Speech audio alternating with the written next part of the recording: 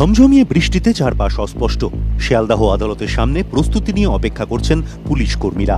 মাথা ঢাকা গাড়িতে অপেক্ষায় কেন্দ্রীয় বাহিনীর জওয়ানেরা। ইতিউতি সংবাদ মাধ্যমের প্রতিনিধিরাও অস্থির অপেক্ষায়। ঘড়ির কাঁটা দুপুর 1টার পথে। আচমকাই সাইরেন বাজাতে বাজাতে ব্যারিকেড করে রাখা রাস্তায় ঢুকে পড়ল পুলিশের সাদা গাড়ি। পিছন পিছন সার বেঁধে শিয়ালদাহ আদালত চত্বরে ঢুকতে শুরু করল পুলিশের গাড়ি এবং মাঝখানে কলকাতা পুলিশের একটি প্রিজন ভ্যান। মুহূর্তে সরগরম বৃষ্টি ভেজা শিয়ালদাহ কোর্ট চত্বর। আরজিকর কাণ্ডে ধৃতকে আনা হচ্ছে আদালতে। এর আগে সিজিএ কমপ্লেক্সে সিবিআই এর অফিস থেকে বার করা হয় অভিযুক্ত সিভিক ভলেন্টিয়ারকে। সেবারও সংবাদ মাধ্যমের প্রশ্নের মুখে টু শব্দটিও শোনা যায়নি ধৃতের কাছ থেকে। মাথা মুখ ঢাকা ছিল কালো কাপড়ের আস্তরণে।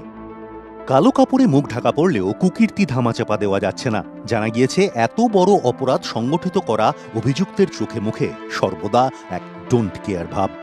পুলিশি জেরায় ভাবলেশহীন মুখে সে নাকি কেবল জানিয়েছিল, আমাকে ফাঁসি দিন। কলকাতা পুলিশের হাত থেকে মামলার তদন্তভার গিয়েছে সিবিআই এর হাতে। তদন্তকারী বদলালেও বিন্দুমাত্র বদল নেই ধৃত সিভিকের ভাবে ভাবে। অনুশোচনা তো দূরের ব্যাপার, কৃতকর্মের জন্য পাপবোধ নাকি নেই ধৃতের।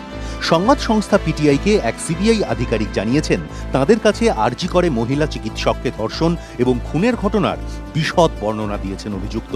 পিটিআই সূত্রে দাবি, কৃতকর্মের জন্য অনুতাপ্ত দুরস্ত তদন্তকারীদের হতবাক করে দিয়ে ধৃত নাকি অবলীলায় বর্ণনা করে গিয়েছেন ঘটনার প্রতিটি মুহূর্ত। দ্বিধাদ্বন্দ্বের কোনো প্রশ্নই নেই।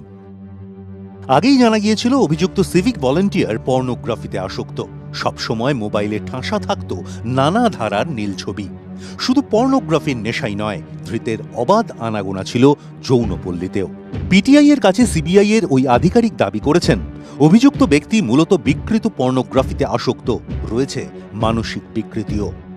দিন রাত মিলিয়ে যখনই সময় মিলত মোবাইলে ঠাসা পর্নোগ্রাফিতে চোখ রাখত ওই ব্যক্তি। তদন্তকারী আধিকারিক সংবাদ সংস্থাকে জানিয়েছেন ঠিক কী ধরনের পর্নোগ্রাফি গপগপিয়ে গেলাই ছিল পছন্দ অভিযুক্তের। সিবিআই এর দাবি, নারী পুরুষের স্বাভাবিক মিলনের চেয়ে বিকৃত উপায়ে মিলনের দৃশ্যই প্রাধান্য পেত অভিযুক্তের কাছে।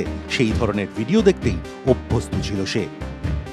ক্যামেরাবন্দি যৌনতার নেশাই শুধু নয়, ধৃত ব্যক্তি অর্থের বিনিময়ে যৌনতা কিনতেও অভ্যস্ত ছিল। তাই অবাধ আনাগোনা ছিল শহরের যৌনপল্লীগুলিতে। ঘটনার দিন রাতেও ওই ব্যক্তি যৌনপল্লীতে গিয়েছিল বলে জানা গিয়েছিল।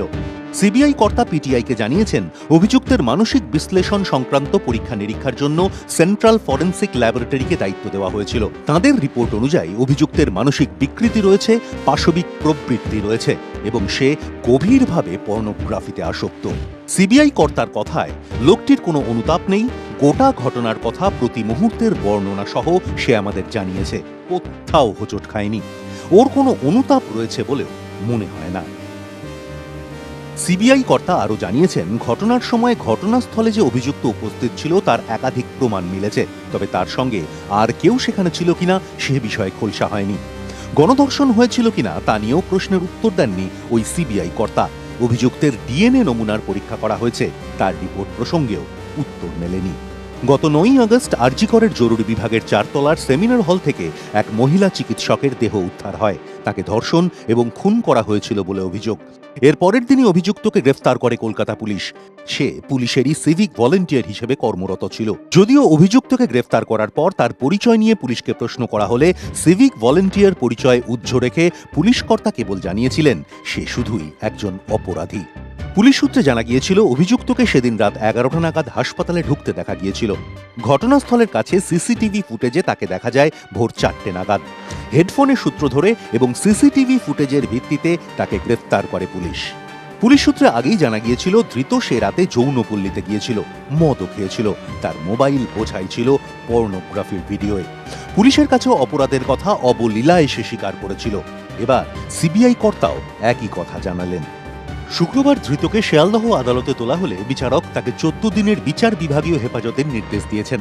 সূত্রের খবর, অভিযুক্ত ধৃত সিভিক ভলেন্টিয়ারের পাশাপাশি আরজিকরের প্রাক্তন অধ্যক্ষ সন্দীপ ঘোষ, 4 ডাক্তারি পড়ুয়া এবং ধৃতের এক ঘনিষ্ঠ বন্ধু, মোট 7 জনের ক্ষেত্রেই পলিগ্রাফ টেস্টেরও অনুমতি দিয়েছে আদালত।